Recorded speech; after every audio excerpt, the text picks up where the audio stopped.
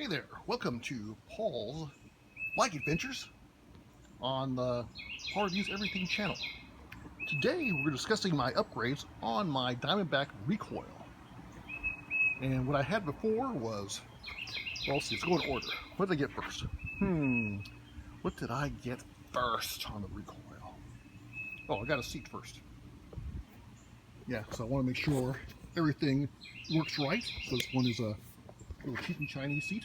It was feels really cheap, it works really well.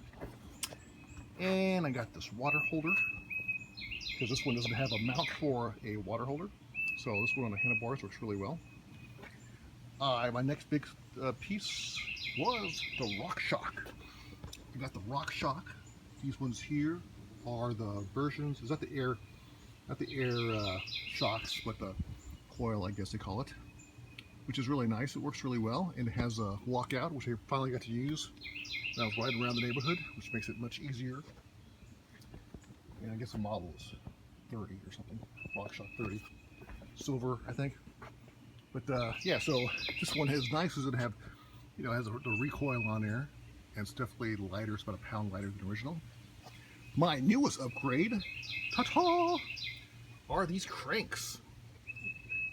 And that is sweet. I gotta admit, that's probably the most exciting upgrade that I got, and probably I should have been the first maybe. Oh, and I got these pedals too.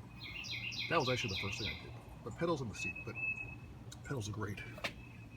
They're plastic or some kind of synthetic material with the metal tips on there. It was really good. It gets to your legs really good when you flip off. But anyways, back to the cranks. I wasn't really thinking about buying new cranks when I bought the bike, but the cranks that I got, you couldn't remove the sprockets. And I wanted a one buy. And the one buy makes the bike look so much cleaner. And it's so much lighter. I cannot believe it.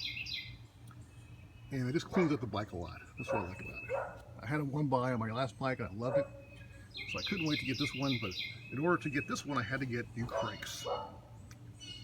That was surprising because I had ordered the sprocket, but then the sprocket wouldn't come off. So this one's tight, and it's so much lighter than the original. This is like a Chinese brand or something. It's called Jianaku, I don't know. Jiankun, I don't know. I'll get the link. It was only like 60 bucks, and I was kind of hesitant to get it. But because apparently they have different sprockets have different bearings and stuff, so they're not all interchangeable. But this one came with the bearings, and the whole process, the whole design of it is really slick. It uses well, let's put it this way: the old bearings and stuff was really, I don't know, heavy and nasty and lame. This was so clean. It's so clean and simple, but I can't see where it would go wrong. It just seems like it works really well. It would work well. And I wrote it, it works great. And it's so much lighter than the other one. I was really shocked. I didn't expect it to be that much lighter than the original cranks, but mainly because not so much of the crank arm, which it was lighter too, because of the bearings inside of it. These bearings are cleaner. There's nothing in the middle. It's hollow on the inside. There's actually a cap on the other end, so otherwise you can see right through it. And I'm not sure if they're stealing that design from another company, because I don't have that much reference, but it is a great design. And so far, I could not be happier with these cranks. And I'll put a link on them. If I don't have the link right away, look back, and I'll have it later. And that is about it. The only thing I need really, there's only a couple things left, but they're not really urgent. And it's just the rear shock, which is funny because most people will change that out first.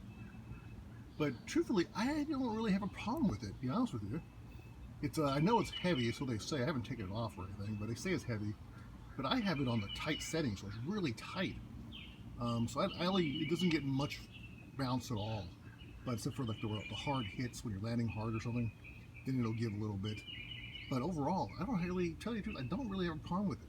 The only reason why I'll change it is mainly for the weight saving and the lockout feature.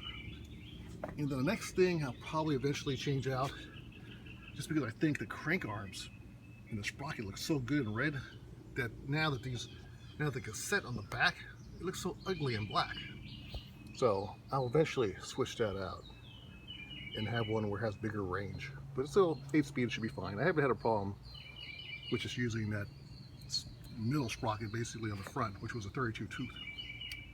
All right, well, I don't want to drag this on too long, but that's the recoil, the Diamondback Recoil, and what I've done to it so far.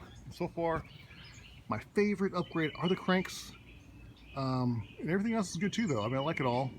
It's coming out really well.